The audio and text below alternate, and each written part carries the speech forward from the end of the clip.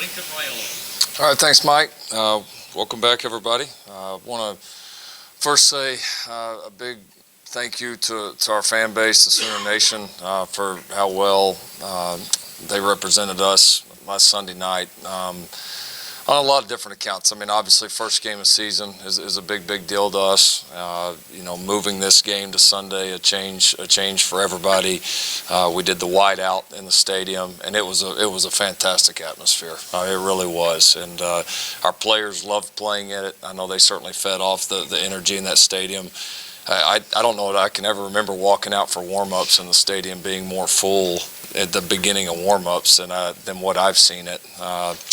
Than it was the other night. So there was just a great energy, and it led to, I think, it was a big part in a successful game. A win over a quality opponent, and also a very successful recruiting weekend. So very much appreciated, and again, that makes such a difference for our team both now and in the future. So I want to say thank you to our fans, because it was a heck of an atmosphere. Great win over Houston. Again, there's, like we said the other night, it's a typical first game, and that there's a lot to be excited about, a lot of promise. There's a lot that needs to get better really quickly, and that's our challenge right now as a staff. And so that's how we've presented it to our players. And this week will certainly be a big step towards that, and a lot of challenges. Short weeks are always a challenge in their own rights for the staff, for the players. Recovery, a little bit different schedule, getting prepped for your opponent, and then obviously having a chance to look back at the Houston game film and make the corrections that we want to make. And so that's what this week's going to be about. Excited to welcome South Dakota to town. I know they're a team. I got my first impression of them as we studied Kansas State last year, and watched early in the season as they went into Manhattan and took those guys down to the wire. And we all know how good Kansas State is, especially in Manhattan, how tough they are to beat there. And so South Dakota made a really strong impression on me. And looking ahead, knowing we're going to play those guys, you got a team that's certainly not going to come in here intimidated, and is going to be a good football team. They're certainly led by their quarterback. Was the fourth leading passer in the country last year, 3,000-yard plus passer. Very explosive offense, new defensive coordinator, with some nice returning players there as well. So it'll be a good football game, good football team coming in here, and the focus is going to remain on us and taking the steps we need to take. Al? Your thoughts on your offensive line play and who graded well? They played pretty good. Similar to the rest of the team, it was, and you could probably add in there's probably a few more positives there just because of the inexperience as far as starting. I thought they handled that part of it well. A couple of breakdowns that we have to do better, but we played 6 guys there up front. I thought they all played pretty good. I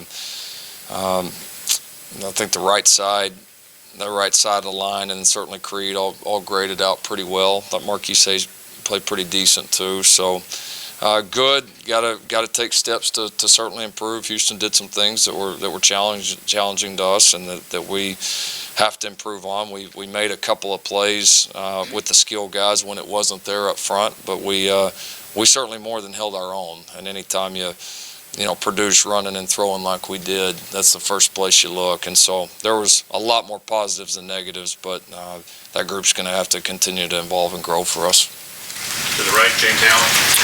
Lincoln, defensively, now that you've had a chance to look at it, what's your take on it? What positives and negatives did you feel like you came away with? Yeah, pretty honestly, very similar to what we said Sunday night. It was, first quarter and a half was outstanding. Very few yards, very few even first downs. Probably the 2 most disappointing parts of the game would be the penalties. Certainly, I think that really extended drives, gave them some momentum offensively that you can't do, especially against a good group like that. And then I thought we lost a little bit of focus the couple of times that we really separated and got way up. That was the majority of our mental mistakes in the game. Came in those 2 moments where we had the biggest leads. And so just shows you, right now mentality-wise where we're at. And there's a lot of good, but there's still a lot that's got to grow because we expect to play like we did there in the first quarter and a half. We expect to play like that all the time, and we can. And but we flew around. We tackled extremely well for a first game. I thought we had a couple of missed tackles, but not many. And so a lot of that was made up for effort and guys being, knowing what to do, where to be. There was a lot of positives. So we've got a lot to build on, though, and that's what this week's going to be about. Jason Kersey. Lincoln, since you've been here, we all know about the scheduling philosophy and the way you guys try to schedule tough. You haven't faced an FCS opponent since you've been here. I'm just curious if it changes anything about the way you motivate the guys when you're playing an opponent that is, pretty outmatched. No, I mean, just because it just doesn't matter a whole lot to us who we're playing. Our deal is about a journey, and we've taken, I think, a lot of confidence over the years that when we have been successful and been able to be there in those, in those championship games and biggest games at the end of the year, we've put ourselves in that position by continuing to improve. And it may sound boring to the outside, I don't know, but it's the recipe for winning, and that's how you do it. And so, if you have weeks that you don't do that, it maybe it doesn't show up that week, maybe it does, but it's going to show up at some point. And so that's our fight to continue to improve. And if we want to be the team that we think we have a chance to be, then regardless of who we're playing, we have to take steps, and we got to be ready to play each and every time we hit the field. We're not baseball. We don't get 50-something games. We're not basketball. We don't get 40-something games. I mean, we only get a couple of these, and so we're going to make the most of every one we get. Ryan Aber. Lincoln, when you look at Kenneth Murray, Sunday night versus Kenneth Murray the last couple of seasons, what kind of difference do you see in him specifically with what he's doing? It seemed like he was running around quite a bit more. Faster, more confident. And I think some of that's, to be fair, I think some of that should be attributed to he's played 2 years of football now, and he's still playing a position that he really didn't play that much coming in here, as far as the Mike linebacker position. And so, but I do also think some of that comes from what we're doing schematically, the way he's being coached. He's in a good place mentally. I thought we did some really good things around him. Again, it doesn't always show up in the box score, but we did some really good things around him up front and at the other linebacker positions, and even in the secondary as far as coverage that allowed him to make some of those plays. And that's what really good defenses do. So you play well around them, and you open it up for your best players and give them chances to make plays. And he did that. But you love the way he flew around during the game and played very well mentally as well. Barry Trammell. Yeah, Lincoln, two-part question. One, injury front. Didn't look like anybody got dinged up too bad Sunday. And guys that have not been playing, Fomitau and Kenneth Mann, give us an update on that. And also any personnel moves after game one, like left tackle or any place else that you might be looking at a change. Injury front we did well. Nothing, some normal bumps and bruises, but nothing with anybody out for an extended time. So that part was positive. Dylan Fomitau, we expect to have him back this week. He was really close. Probably could have played him the other night, but separated some there early, and so we didn't feel the need. Kenneth Mann also very close. Wasn't an option to play the other night, but is it's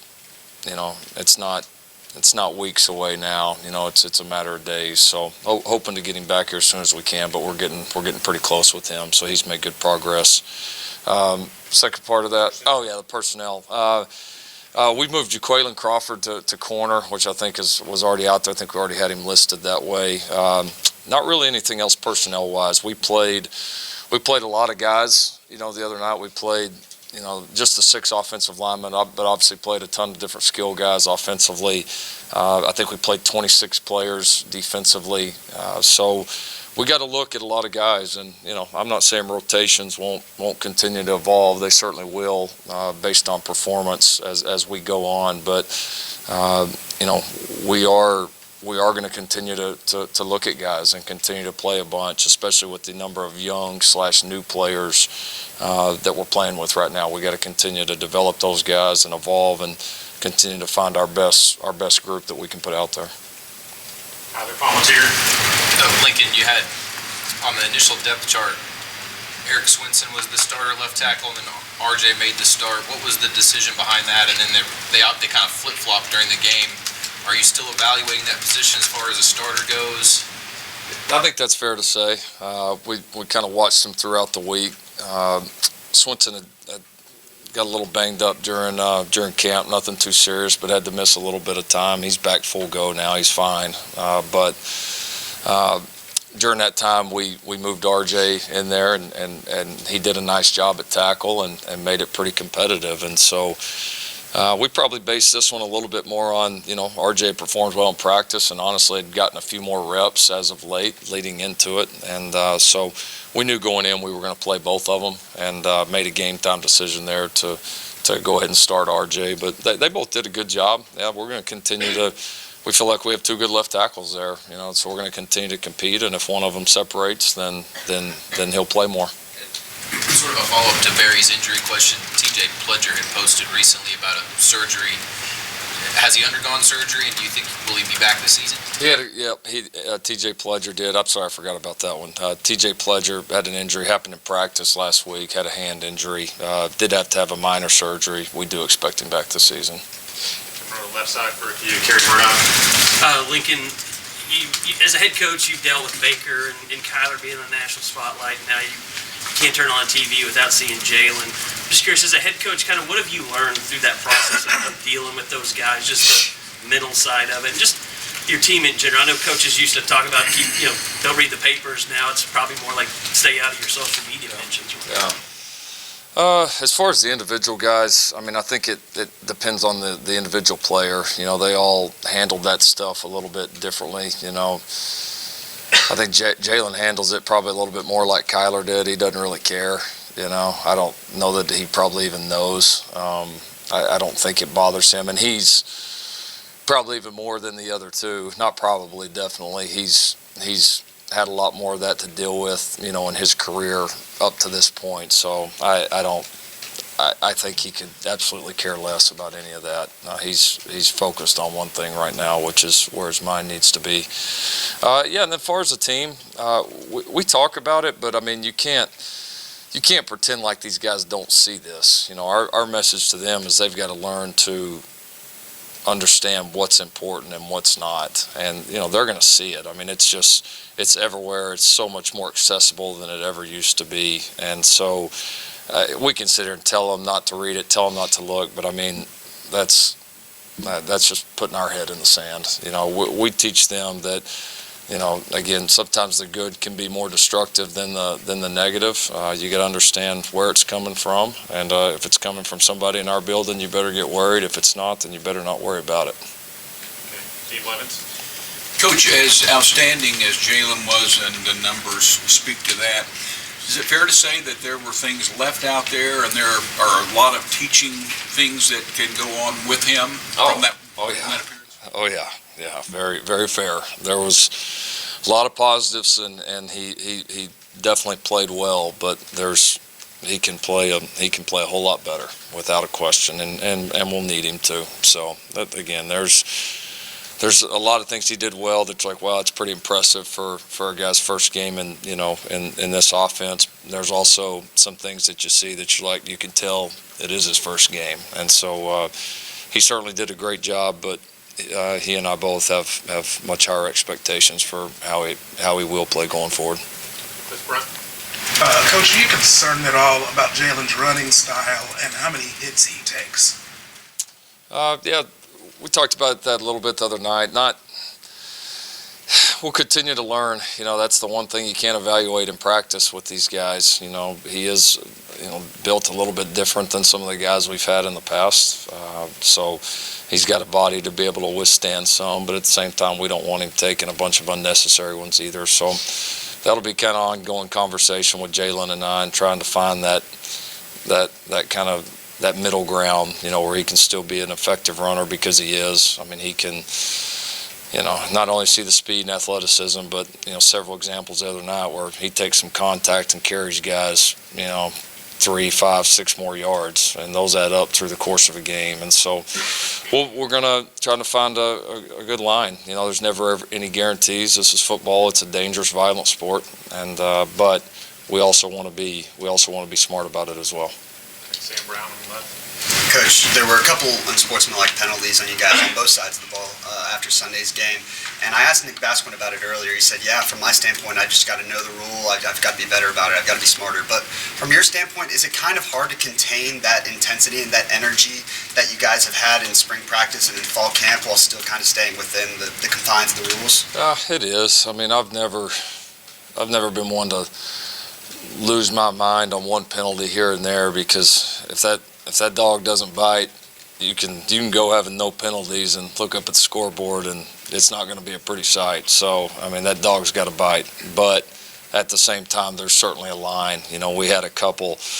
Nick's is a great example. Marquise Hayes is blocking his guy. Same thing that happened to West Virginia against us, and just continues to block him out of bounds and can't do it.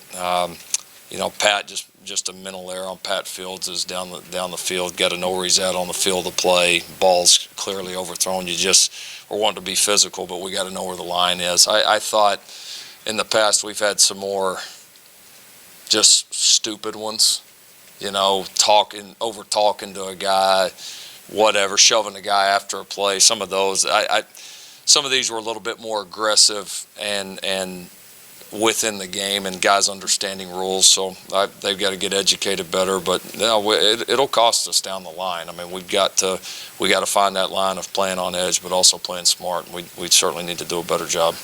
Brandon Drum.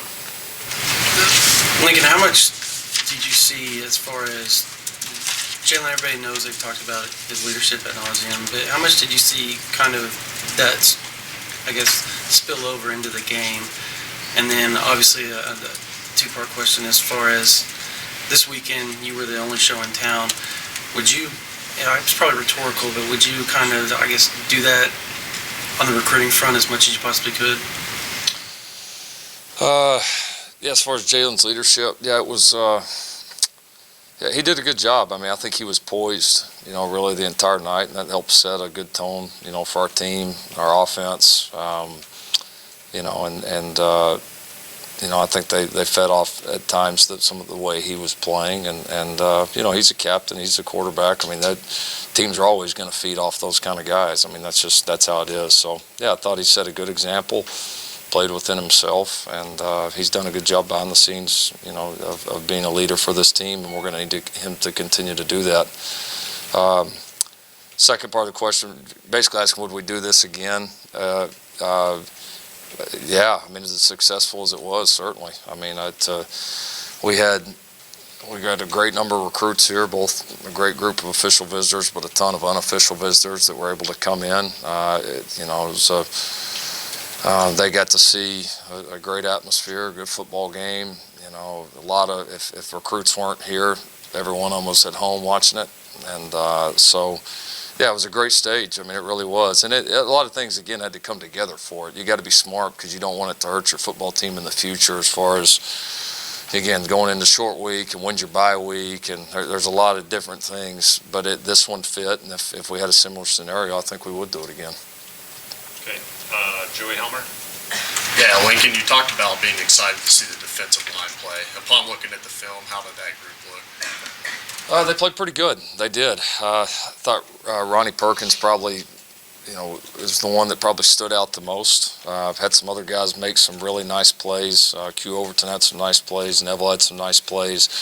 We were disruptive.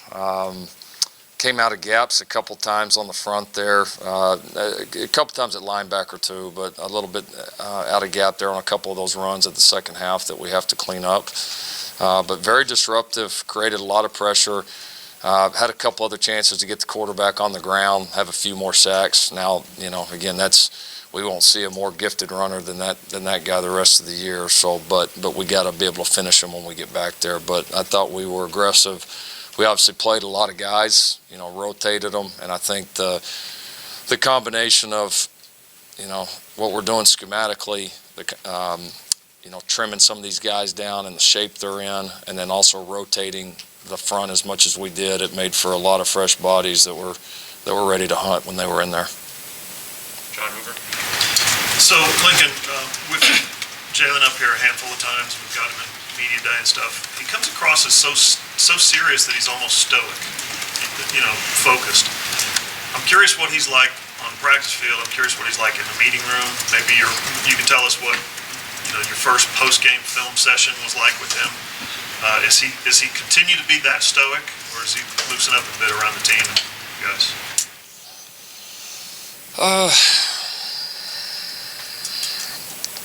I mean, compared to most players, he's a pretty serious guy. But there's a different side of him, certainly, that you guys don't always get to see, like most of these players. So, no, he certainly loosens up and laughs and jokes and has fun, and there's certainly that side of him as well. But, I mean, as you can see, he's about business. That is certainly his mentality. So not that he can't loosen up and smile and have fun, he can, but he's very driven and a very focused guy. How did the Sunday, quote-unquote, Monday film session go with him? Pretty normal. I mean, kind of like it was after any of our practices in fall camp or spring. Here's not making too much or too little of anything, and that's one thing about him. He's got pretty good perspective, and he's not like the rest of the world that's either gonna drown you or crown you here at the after the first game.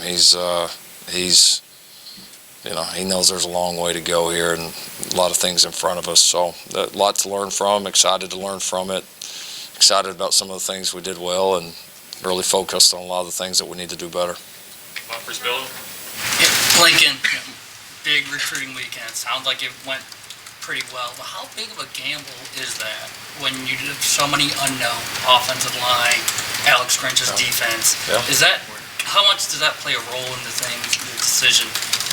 This could have backfired. That's a good question. I mean, it definitely can. I mean, you set up a stage like that and you get an opportunity, then, you want to capitalize. I remember we felt that way a few years ago. It wasn't the same scenario, but, when Ohio State came in here a few years ago and we had a lot of great recruits here and had a chance, and we still got several of those guys, but I mean, you get a chance on a big stage like that. There's, again, a lot of people watching, and a lot of people, that maybe don't watch you every week will base a lot of their impressions and their feelings about your program, on what they see. And again, not just how you play, but the atmosphere, just the entire the entire deal. I mean, it's just it needs to all be at a high level, and it was, thanks to a lot of people, our team, our fans, our administration, recruiting team. I mean, everybody was on their game the other night, and it was a great show for us, and certainly couldn't have been better timing. Let's go to Sam Mays. Coach, every good OC will tell you you're always thinking 2 or 3 moves ahead when you're calling plays. And you've got a quarterback that ad-libs as much as Jalen Hurts does, obviously successfully. Does it make it harder on you to kind of plan ahead during the game?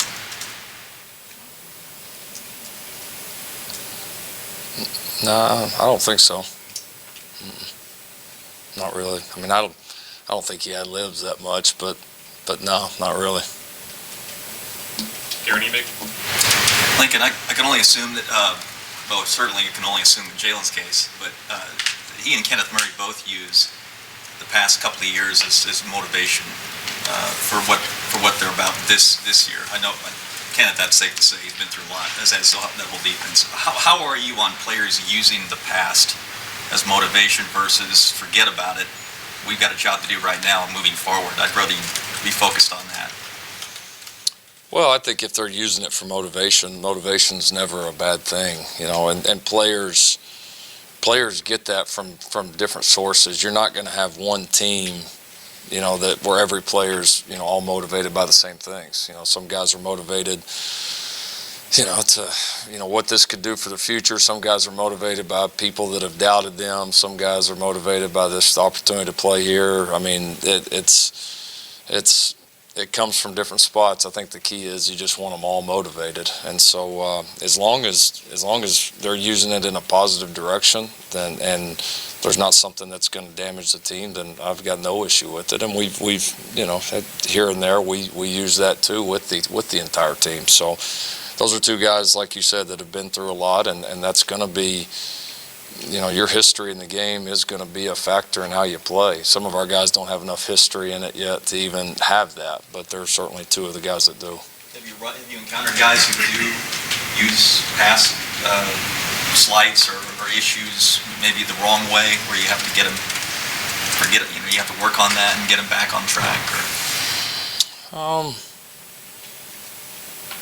Yeah, at times, and I think it also comes down to knowing your players. If a guy's using that and is extra juiced up, I mean, is he a guy that plays his best when he runs hot? Like Bake was a great example. I used to never worry about it because he played his best when he was running hot. Some guys don't. A lot of guys don't. And so I think it comes down to knowing your players. And part of our job as coaches is kind of each one of them finding kind of that perfect mindset where they're motivated, also focused, all that, and that's a different point for each and every player. And so we got to find that and help them get to it. And so I'd say that's a factor as well. Back right to Clay Horning. Hoover stole it a little bit, but I'll ask it a slightly different way. Is Jalen your third straight quarterback to have a very sort of specific personality?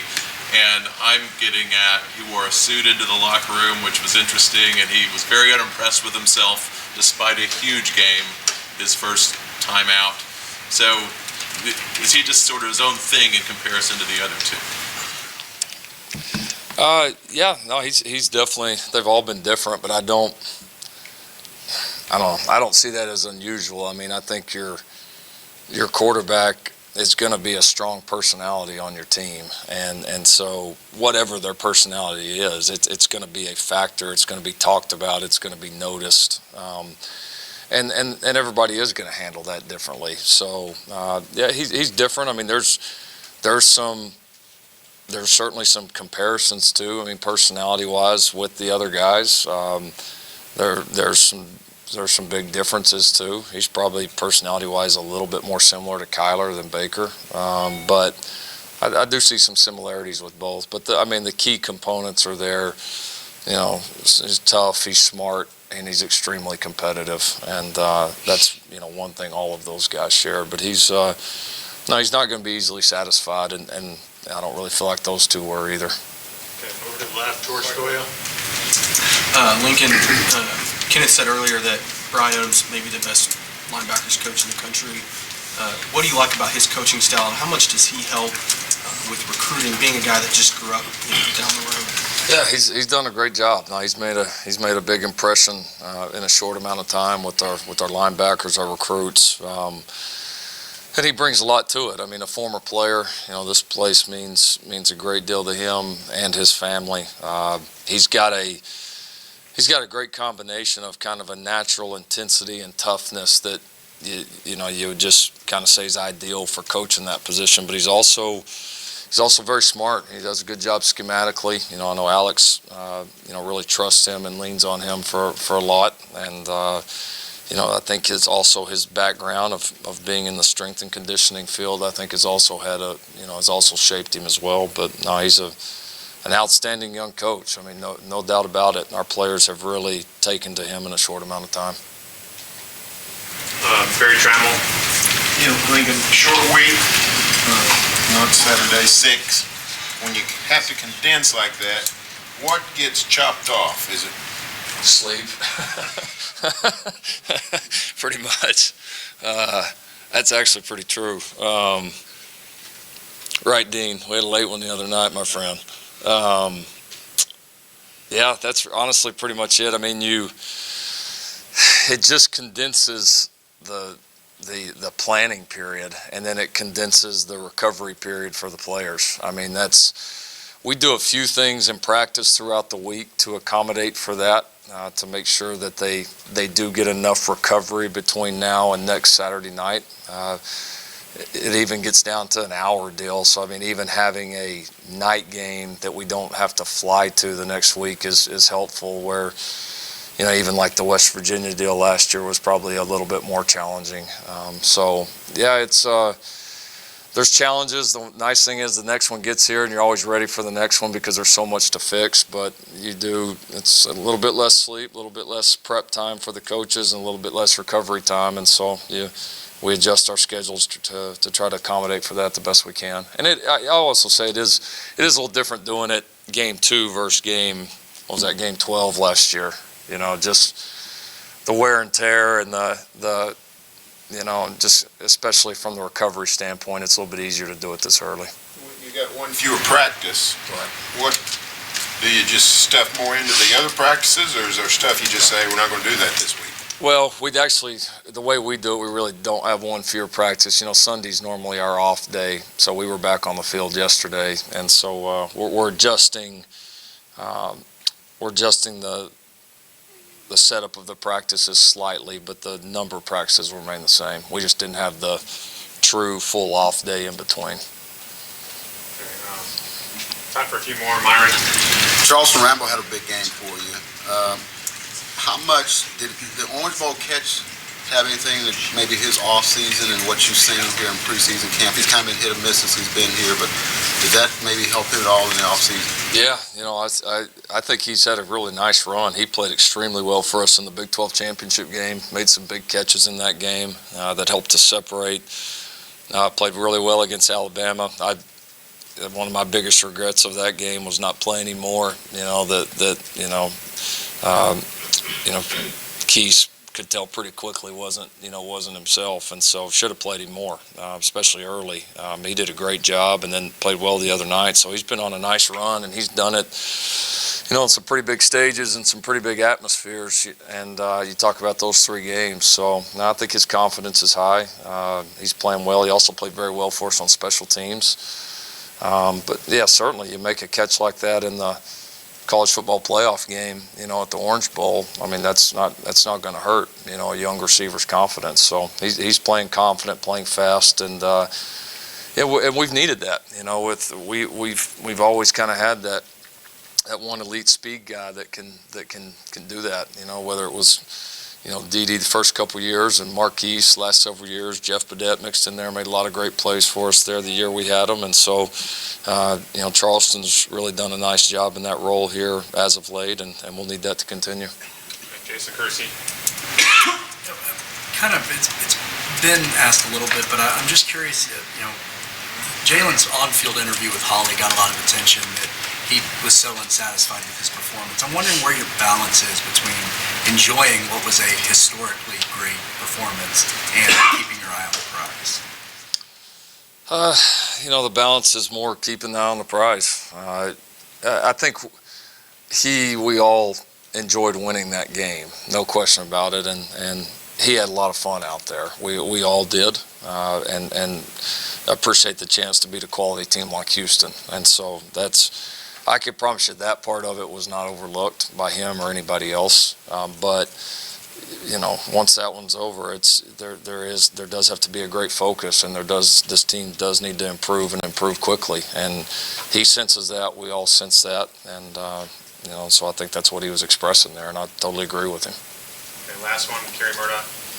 Will you force Shane Beamer to wear a helmet on the side? He was actually on our injury report this week, and we had a fun little video with the team about it. So something like that happens, you better have thick skin around here. Well, and Jeremiah Hall was such a big part of your game. I don't know if you're trying to win a Coach of the Year award from the Fullback Society or what, but you just talk about him and even Jaden Hazelwood and kind of his involvement. Yeah, Jeremiah did a great job. He and Braden both, you know, I thought played pretty well for us. You know, we played those guys a decent amount in the game. They both made some competitive plays, did a nice job, and those two are just going to continue to get better and better. So you know, was pleased with where we started with them.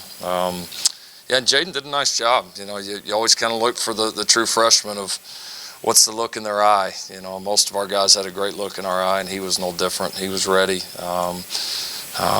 Did a good job when we got him the ball. Obviously showed, you know, some nice after the catch ability, that was great to see. Played strong, played physical in the blocking game. So certainly was a good start for him. And I would also mention Trajan Bridges too. I thought Trajan played outstanding on special teams. Had a great tackle, was the one that recovered the onside kick, and did some good things offensively as well. So there's certainly some young guys that were pretty promising. Thanks, everybody.